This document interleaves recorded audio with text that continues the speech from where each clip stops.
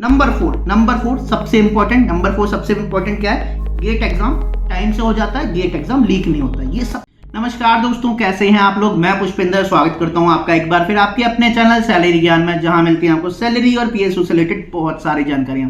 दोस्तों, आज मैं आपसे बात करने वाला हूं that why GATE exam is going to be one of the most important, most demanding exam of the future. मैं ऐसा क्यों कह रहा हूं, इसके बारे में मैं बताऊंगा आपको 4 रीजन।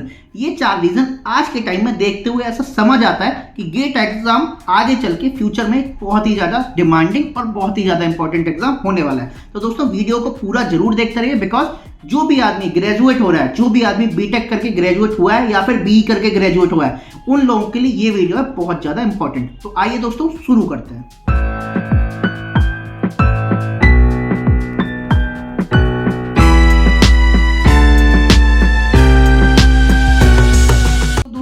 गेट एग्जाम फ्यूचर में बहुत ज्यादा इंपॉर्टेंट क्यों होने वाला है, उसका पहला रीजन, आप सभी लोगों को पता है कि गेट के थ्रू पीएसयू रिक्रूट करती हैं।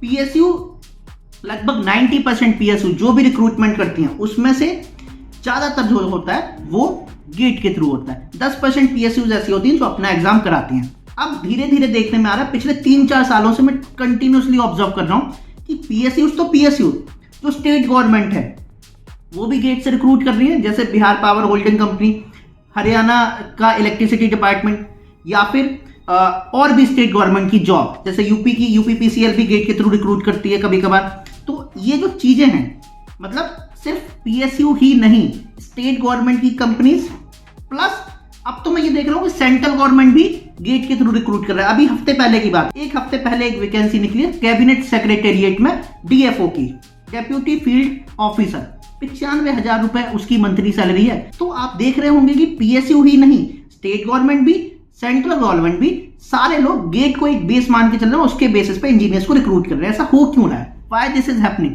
और ये पिछले 3-4 सालों में इतना ज्यादा क्यों हुआ है? वो इसलिए हुआ है कि आज के टाइम में एग्जाम कराना एक बहुत बड़ा सरदर्दी है। वो सिर्फ किसी पीएसयू के लिए नहीं है, वो चाहे वो पीएसयू हो, चाहे वो स्टेट गवर्नमेंट हो, चाहे वो सेंट्रल गवर्नमेंट हो, सबके लिए एग्जाम कराना एक बहुत ही बड़ा सरदर्दी है। अब ऐसा क्यों हो रहा है? क्योंकि नंबर ऑफ स्टूडेंट्स जो हैं वो बहुत ज्यादा हो गए हैं। आपको पता है कि हर साल इंडिया में लगभग 15 लाख लोग ग्रेजुएट होते हैं। 15 लाख में से मैं बहुत अच्छा मान के चलता हूं तो 2 से 3 लाख लोगों को नौकरी मिल जाती है।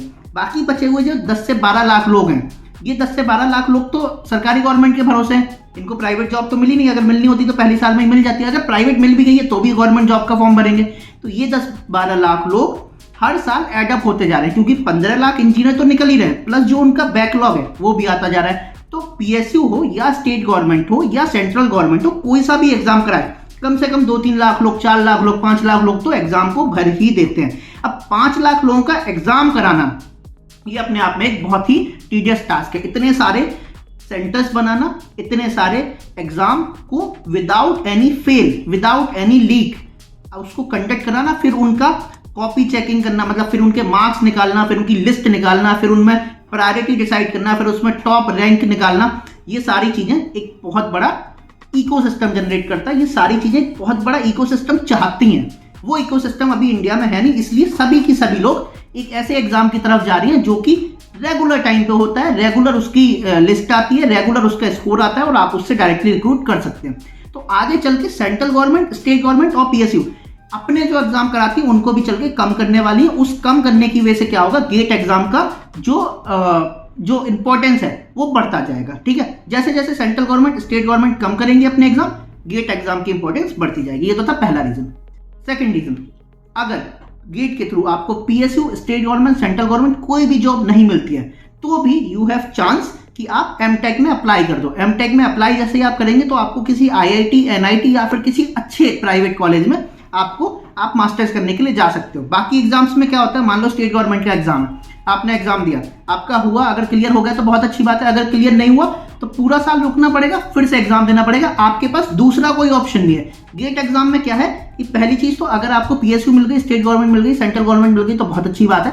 अगर नहीं मिला तो आप मास्टर्स करने के लिए जा सकते हो, मतलब आप फ्री नहीं रहोगे। ये बहुत ही एक इंपॉर्टेंट चीज है। आज के समय में जो भी स्टूडेंट है वो यूपीएससी की तैयारी करता क्यों है? यूपीएससी की तैयारी, एक तो रीजन है कि उसको यूपीएससी में जाने का मन है, बट दूसरा रीजन ये है कि उसको डर है कि मेरे रिश्तेदार पूछेंगे, मेरे पिताजी पूछेंगे, मेरी फैमिली पूछेगी, मेरे रिलेटिव पूछेंगे, मेरे फ्रेंड्स पूछेंगे कि तुम कर क्या रहे हो। तो बताना पड़ता है कि हम तैयारी कर रहे हैं। ये जो चीज है, ये जो डर है, ये डर गेट एग्जाम को और भी ज्यादा इंपॉर्टेंट बनाएगा। क्यों? क्योंकि आपके पास एमटेक करने का एक ऑप्शन रहेगा। एमटेक में फिर स्टाइपेंड भी मिलता है, तो एटलीस्ट आप बेरोजगार नहीं रहेंगे। ठीक है। नंबर थ्री पे मैं बात करने वाला हूँ less competition in GATE exam.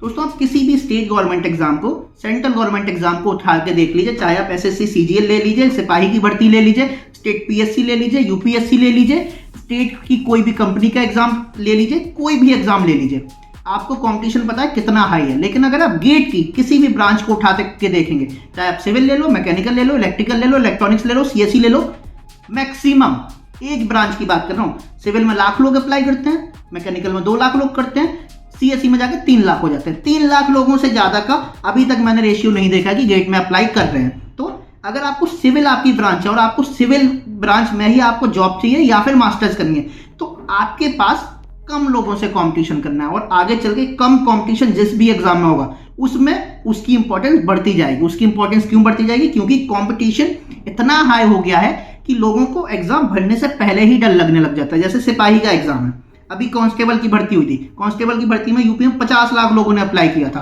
तो आप समझिए कि 50 लाख लोगों से कंपटीशन करना है और 1 लाख आदमी से कंपटीशन करना है, तो बहुत ज्यादा अंतर है। ठीक है। तो इसलिए GATE exam going to be one of the most important exam in the future. Number four सबसे इंपॉर्टेंट क्या है? गेट एग्जाम टाइम से हो जाता है, गेट एग्जाम लीक नहीं होता। ये सबसे ज्यादा जरूरी चीज है। आप किसी भी स्टेट गवर्नमेंट का एग्जाम उठा के देख लीजिए, आपको पता है कि क्या होता है, पेपर लीक हो जाता है, पेपर आउट हो जाता है, पेपर होता ही नहीं है, पेपर फिर रीशेड्यूल हो जाता है, पेपर आगे बढ़ जाता है, 6 महीने आगे बढ़ जाता है, वैकेंसी ही नहीं निकलती है। ये सारी चीजें गेट के साथ नहीं होती हैं। गेट हर साल अपना exam timely, without any leak, without any issues करवा लेता है। तो जब भी आपको ऐसा एग्जाम मिलेगा जहां आपको पता है कि यार ये शॉर्ट है, अगर मैं इसके लिए तैयारी करूंगा तो एग्जाम लीक वाली टेंशन, एग्जाम रीशेड्यूल वाली टेंशन, एग्जाम नहीं होगा ये वाली टेंशन, ये होनी ही नहीं है। क्योंकि हर साल गेट को एग्जाम कराना है और पीएसयू लगभग सारे पीएसयू भले ही ना निकालें, बट कुछ तो पीएसयू निकालती हैं। तो अगर आप में टैलेंट है, अगर आप इंटेलिजेंट हैं, अगर आपने मेहनत करी है, अगर आपने एफर्ट्स किए हैं, तो देयर आर हाई चांसेस कि आपको गेट एग्जाम के थ्रू जॉब मिल जाएगी। तो इसलिए जो ये पेपर लीक वाला है, जो ये रीशेड्यूलिंग वाला है, जो ये भर्ती ना निकालने वाली जो चीजें हैं, जो ये एग्जाम ना होने वाली चीजें, ये सारी चीजें गेट में नहीं होंगी और इसीलिए गेट हो जाएगा एक बहुत ही ज्यादा इंपॉर्टेंट एग्जाम। तो दोस्तों, आई होप आपको ये वाली वीडियो पूरी समझ आई होगी। आई होप आपको सिर्फ समझ नहीं आई होगी, आप इसके थ्रू मोटिवेट भी होंगे। तो आगे चल के अगर आप इंजीनियर हैं, अगर आपको कुछ समझ नहीं आ रहा है क्या करना है, तो आप गेट की तैयारी कर सकते हैं। तो दोस्तों, अगर इसके बाद भी अगर आपके कोई सवाल है, आपके कोई क्वेश्चन है, आपको कोई डाउट है, तो आप नीचे कमेंट करके पूछ सकते हैं। तो दोस्तों, आज के वीडियो में इतना ही। आगे फिर मिलेंगे एक नए वीडियो में एक नई नॉलेज के साथ। तब तक के लिए बी हैप्पी, बी मोटिवेटेड। नमस्ते।